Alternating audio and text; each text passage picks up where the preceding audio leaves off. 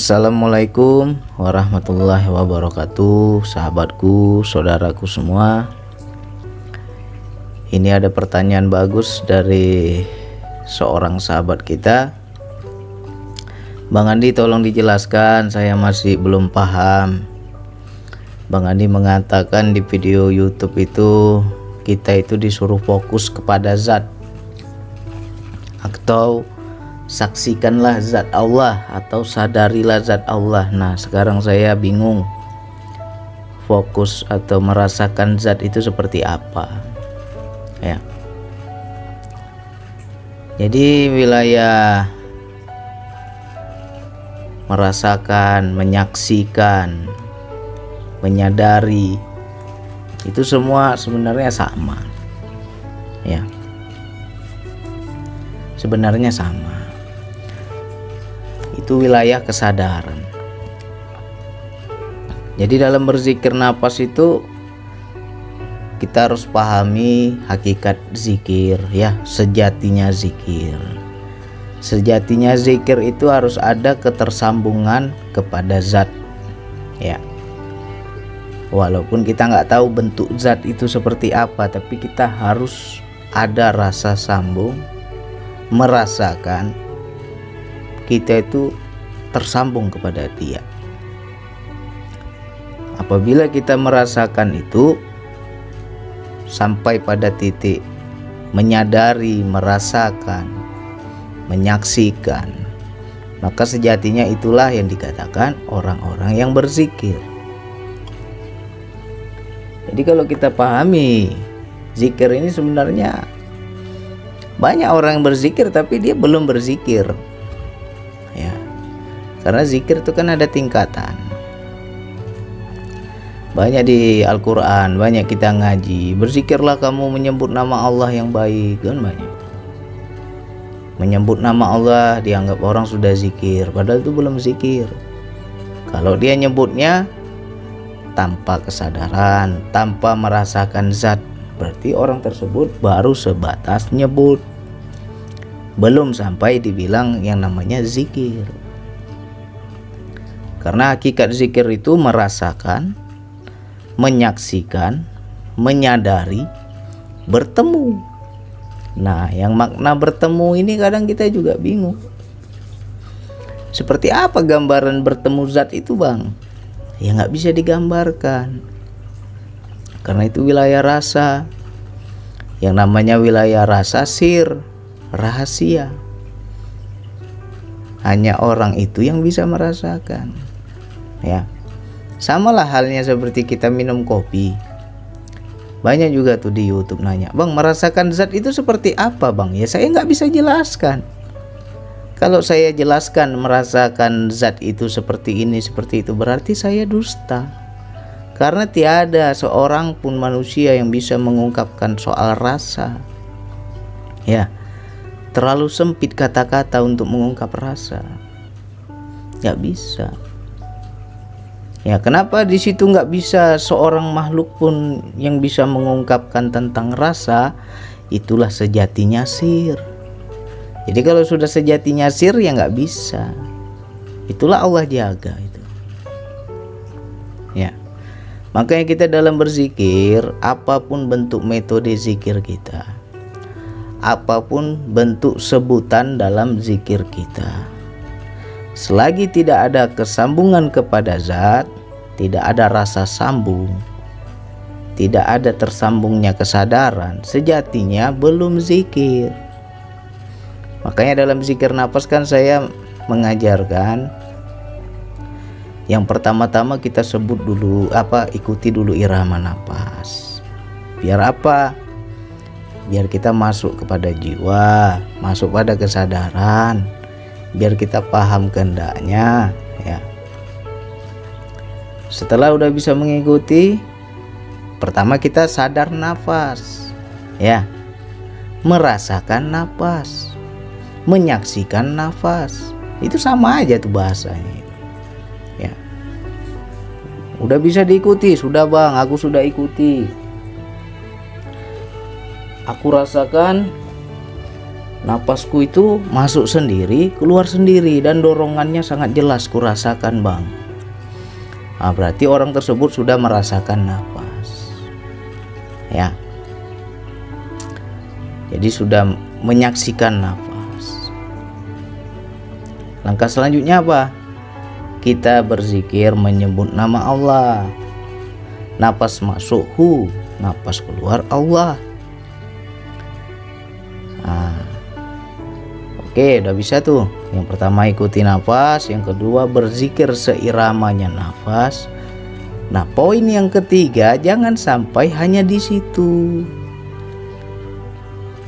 Harus kita sadari, rasakan kehadiran yang memiliki nama yang kita sebut-sebut itu. Kita menyebut hu. Hu itu artinya dia. Dia itulah zat. Berarti kita diarahkan kesadaran kita kepada dia. Yang kita sebutkan dia, hu, dia, wa. Dia yang mana ini? Nah, itu kesadaran kita itu harus arahkan kepada zat. Rasakan kehadiran zat. Nah, habis itu kita sebut lagi Allah ketika nafas keluar. Allah itu kan hanya nama. Kalau kita hanya sampai di situ belum bisa dibilang zikir. Masih sebatas nyebut. Jadi ketika menyebut nama Allah, ya kesadaran kita harus tersambung kepada zat yang memiliki nama Allah tadi. Ya. Makanya ketika orang sudah mencapai tahap yang namanya bertemu, menyaksikan, merasakan kehadiran zat, Allah itu nggak berlaku lagi, hilang. Namanya orang udah bertemu, ngapain lagi disebut? Dia akan hilang sendiri. Makanya jangan bingung kalau kita zikir nafas bang. Pertama aku sebut Allah bang, hilang hu-nya bang. Yang ada hanya Allah, Allah, Allah. Aku nyebut Allah aja bang. Lama-lama Allahnya pun hilang.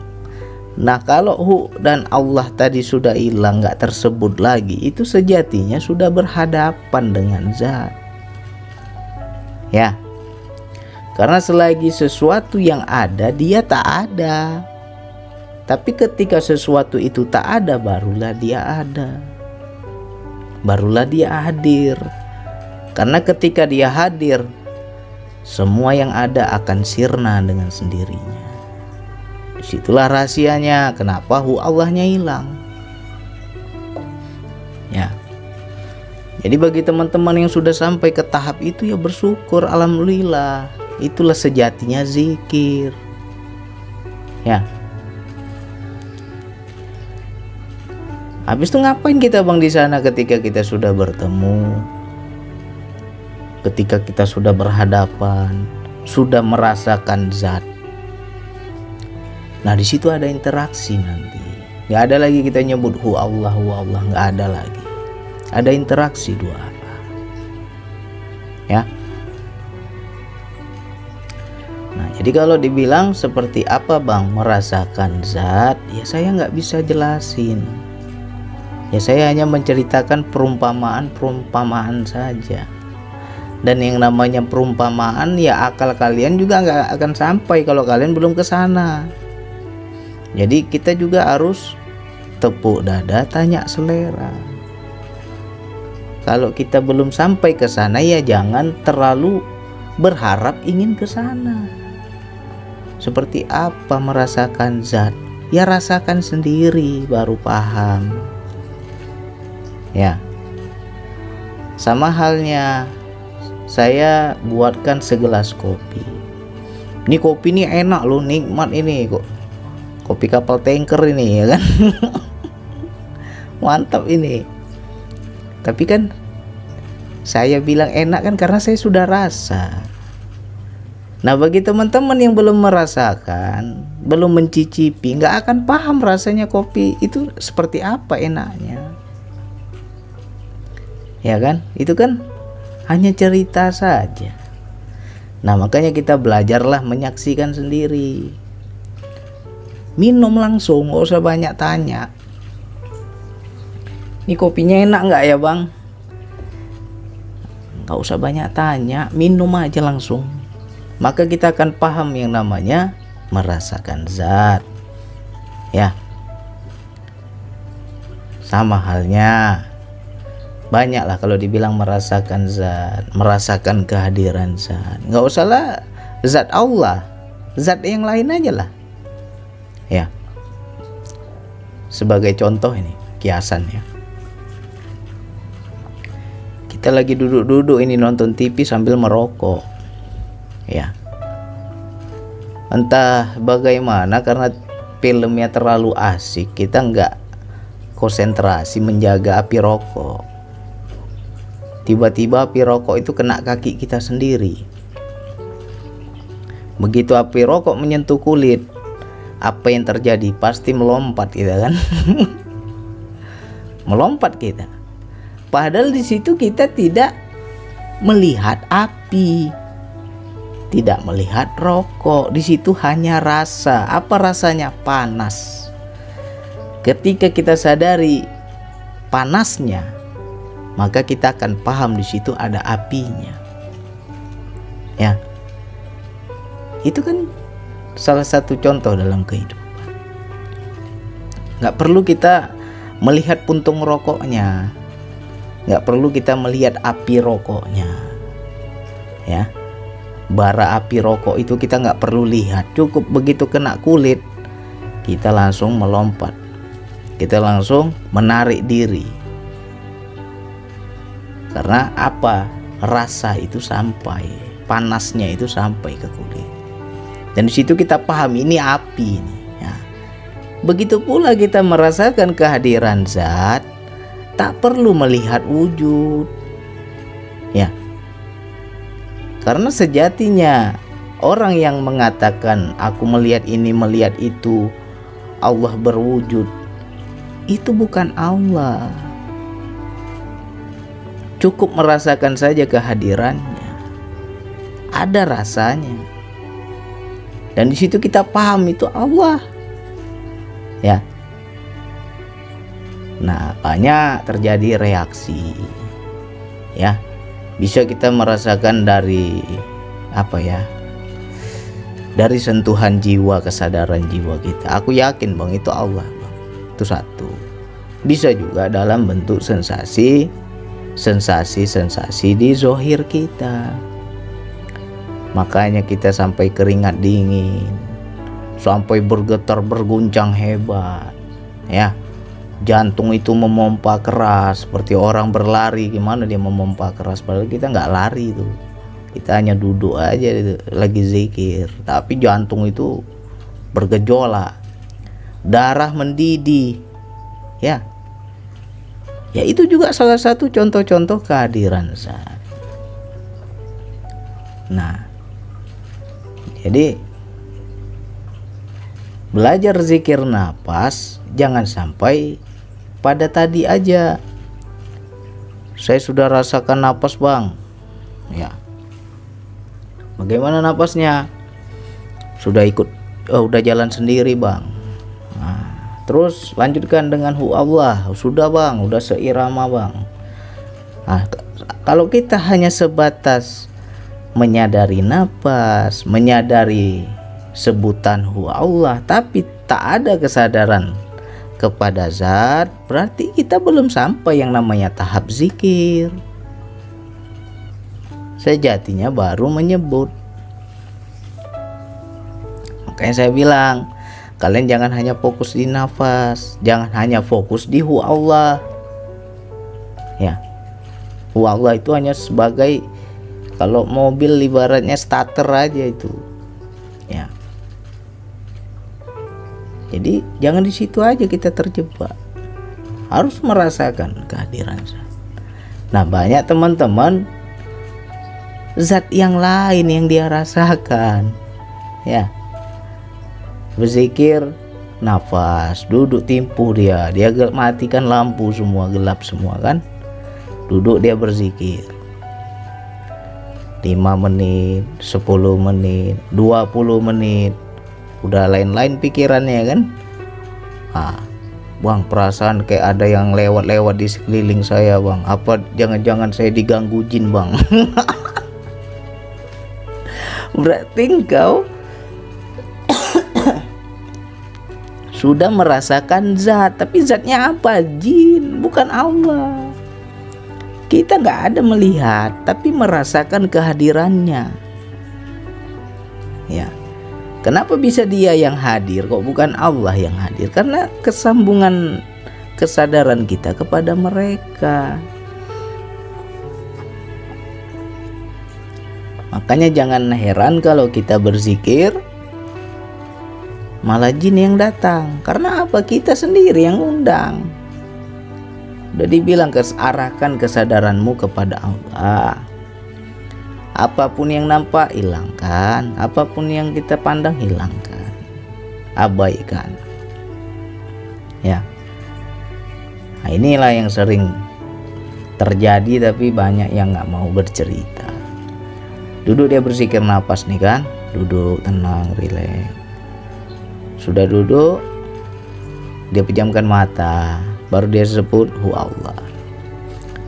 Dia ikuti nafas, dia sebut hu Allah.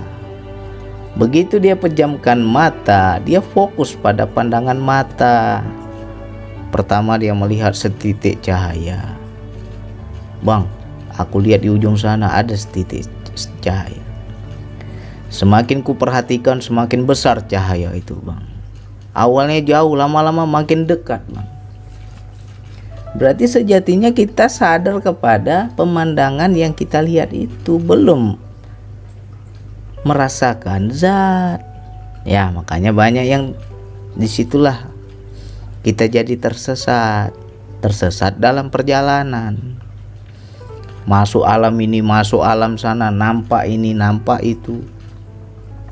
Ya, kita anggap udah hebat kali zikir kita.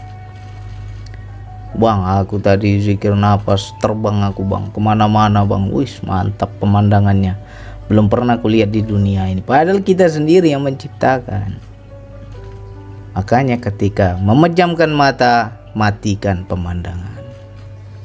Ya, kita main di wilayah kesadaran. Rasakan Allah yang dekat. Nah, jangan terjebak dengan pemandangan. Makanya saya kalau yang komen, Bang, saya zikir nafas begini, saya zikir nafas begitu, no komen saya. Mau marah, mau sakit hati, mau tersinggung, terserah lah, no komen, malah saya layani. Karena apa? Saya nggak mengarahkan ke situ, tapi teman-teman malah asik di situ, ya kan? Nah, bukan kita berzikir nafas itu merogoh sukmo kesana kesini, enggak. Justru tipu daya setan itu sangat halus di situ. Awalnya nampak cahaya, wis mantap, Bang, cahaya, Bang. Ku perhatikan, Bang, makin lama makin besar dia jadi lorong, Bang. Apa lorongnya panjang tak berujung. Aku ikuti, aku masuk lagi, tapi makin aku masuki makin takut aku, Bang. Makanya jangan main-main di situ, ya kan? Cari penyakit itu namanya.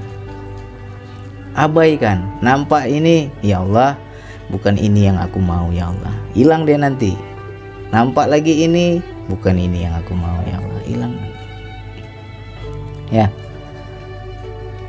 Walaupun kita masuk kepada ruang kosong hampa, itu juga masih bisa diceritakan. Itu belum ketemu kita sama Allah, masih wilayah pemandangan. Makanya matikan pemandangan kita. Ya, gimana caranya kita zikir nafas? Pertama, ikuti nafas. Udah ikuti nafas, kita iringi dengan menyebut hu Allah. Udah, tiba-tiba ya sudah langsung bertemu sama Allah. Itu kan enak, jalan tol itu. Nggak ada nampak ini, nampak itu. Langsung berinteraksi sama Allah. Merasakan kehadiran Allah, kehadiran zat. Ya. Itu barulah orang-orang yang bisa dikatakan zikir. Nah, itu juga harus kita aplikasikan dalam kehidupan. Kita bekerja, sambung sadaran kita kepada Allah. Ya Allah, aku bekerja atas kuasa-Mu ya Allah. Tenaga yang keluar fisikku jadi kuat ini karena kuasa-Mu ya Allah. Kalau bukan karena Engkau yang memberi kekuatan dan tenaga, nggak mampu aku kerja ya Allah. Kan berarti kan kita sambung tuh, mengakui kepada zat ya. Sejatinya orang itu sudah sudah zikir walaupun dia nggak menyebut. Itulah zikir tertinggi itu. Tanpa huruf, tanpa bahasa, tanpa kata-kata, tanpa suara, tapi dia main di wilayah hati saja. Ya. Apalagi dia omelin dia sama atasannya. Dibentak-bentak, disepelekan, dihina. Langsung dia melihat Allah. Ya Allah, yang kusaksikan memang makhluk ya Allah. Tapi di belakang makhluk ini aku menyadari itu ada peran-Mu ya Allah. Engkaulah yang mengujiku lewat makhluk ini. Berarti perintahnya apa? Berarti Engkau menyuruhku, mengajarkanku bersabar. Oleh karena itu aku sabar karena Engkau ya Allah. Akhirnya apa? Sabar kita kan? Karena kita udah menyaksikan Allah. Sejatinya orang itu sudah zikir. Ya. Itu yang paling tinggi, itu zikir perbuatan itu. Jangan kita nyebut puluhan kali, ratusan kali, ribuan kali zikir. Waktu kita berzikir luar biasa kusuknya, Pak. Begitu dalam kehidupan, keji dan mungkar jalan juga, ya kan? Masih juga akhlak kita akhlak setan. Apakah itu yang dibilang orang zikir? Enggak lah. Orang zikir itu merasakan zat. Baik duduk, berdiri, berbaring, selalu bersama zat. Sehingga apa? Akhlaknya terpantau. Mau begini takut, mau begitu aku nggak enak, ngeri aku. Allah bersamaku, Allah menyaksikanku, dan aku juga menyaksikan Allah. Nggak berani macam-macam. Mau berbohong, baru niat nih mau berbohong. Allah tahu isi hatiku. Nggak berani kita bohong, ya kan? Nah, sejatinya yang seperti itu yang dibilang zikir. Jadi fungsi DN ini apa bang? Fungsi DN zikir nafsu Allah ini hanya untuk mengaktifkan kesadaran dalam kehidupan. Nah, itulah puncaknya zikir. Makanya saya senang ketika teman-teman berzikir nafas. Bang, saya nggak seperti yang lain.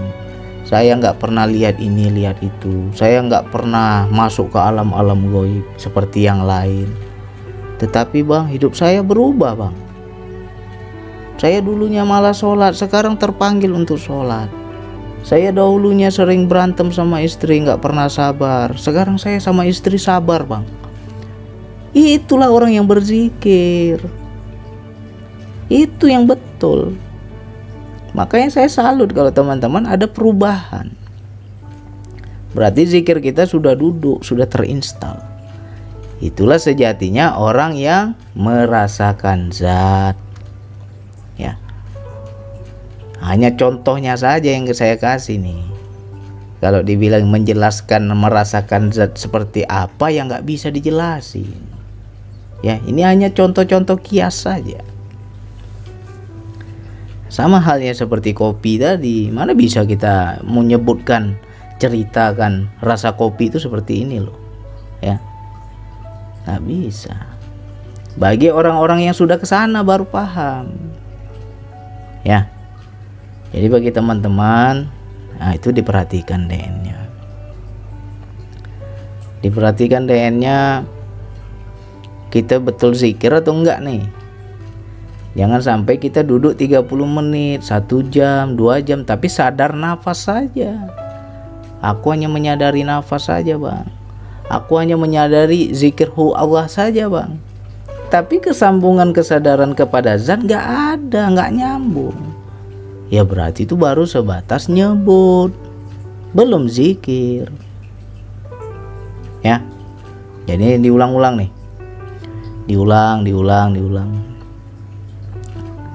Jadi saya bisa melihat mana orang yang masuk ilmu zikir nafas sama dia, mana yang enggak. Ya, saya bisa melihat. Apa contohnya? Kita semua bisa melihat. Contohnya kembali kepada akhlak. Ya, kalau akhlaknya berubah, sikapnya berubah, cenderung kepada ketakwaan, itulah sejatinya orang yang merasakan zat. Itulah orang yang bertemu bersama, menyaksikan, merasakan, menyadari. Itulah yang dikatakan hakikat zikir. Itu baru bisa dibilang zikir sir, nggak ada orang lain tahu, ya, nggak ada orang lain tahu, karena ini wilayah hati. Dan nanti dalam kehidupan berubah, pasti berubah, ya. Minimum yang berubah adalah kesabaran. Ego kita jadi dirahmati Allah, nafsu kita dirahmati Allah, jadi lebih lembut kita. Dulunya keresak kerusuk nafsuan, nah sekarang ada lebih banyak berserah aja lah. Aku terserah engkau aja lah ya Allah, ya kan. Nggak ada banyak lagi nafsu kita. Nah sejatinya itulah orang-orang yang zikir, ya. Jadi kita bisa menilai, mau hitam jidatnya, sholatnya luar biasa sampai hitam jidatnya, mau duduk dia sampai pincang-pincang kakinya berzikir berjam-jam, mau bebuih mulutnya berzikir ribuan sampai ratusan ribu kali, tapi akhlaknya nggak berubah, itu belum orang zikir, ya. Akhlaknya nggak berubah, masih sombong, masih pemarah, apalagi masih cepat tersinggung, ya. Lain yang kita bilang, lain yang dia tangkap, cepat baper, cepat tersinggung, itu belum orang zikir, baru nyebut dia itu, ya. Nah, parameternya di situ. Kalau orang betul-betul sadar kepada zat, gak berani macam-macam lah. Jangankan gerak tubuhnya, hatinya saja dipantau Allah, apalagi gerak tubuhnya. Jadi wilayah hati aja kadang dia berperang, kadang dia dimarahi oleh Allah. Ketika terbersit di hatinya suatu suuzon, suatu buruk sangka, dia belum ucapkan nih, baru di hatinya buruk sangka, cepat Allah tegur. Nggak boleh kau suuzon, busuk hatimu, kotor hatimu, nggak boleh seperti itu, dimarahin habis-habisan, ya. Mana ada manusia yang tahu itu antara kita sama Allah, dimarahin kita, ya kan. Itu padahal baru wilayah hati, belum perbuatan. Apalagi perbuatan pasti lebih terpantau lagi, ya. Nah jadi ini bagi sahabatku, saudaraku yang mengamalkan zikir nafas, pahami, merasakan zat. Jangan sampai hanya sebatas nyebut, ya. Hakikat zikir tuh kita tuh bertemu, merasakan kehadirannya, berinteraksi dengannya, ya. Gak perlu kita menggambarkan Allah itu begini, Allah itu begitu, cukup rasakan saja. Ibarat puntung rokok tadi itu, gak perlu lihat rokoknya, gak perlu lihat apinya. Begitu kena kulit bara api itu melompat kita, di situ kita sadar, di situ kita tahu memang inilah api rokok, walaupun mata tak melihat, ya. Begitu juga kita kepada Allah. Wilayah rasa ini cukup disadari saja, ya. Latih terus DN-nya biar kesadaran kita semakin peka, semakin aktif. Nanti kita akan paham, ya. Ini mohon diulang-ulang, pelan-pelan diulang-ulang lagi. Kalau belum paham diulang lagi. Masih belum paham, ulang lagi. Pelan-pelan insya Allah nanti akan masuk, ya. Yang penting hati kita mau menerima. Kalau hati kita nolak, apa nih Bang Andi ngomong nih, nggak paham aku. Kalau udah menolak gitu nggak akan masuk, ya. Tapi kalau kita berbaik sangka, betul mau menerima ilmu. Simak pelan-pelan, kalau belum paham aku simak lagi, belum paham simak lagi, insya Allah masuk ya. Mudah-mudahan yang sedikit ini manfaat untuk kita semua. Sekian dari saya, wassalamualaikum warahmatullahi wabarakatuh.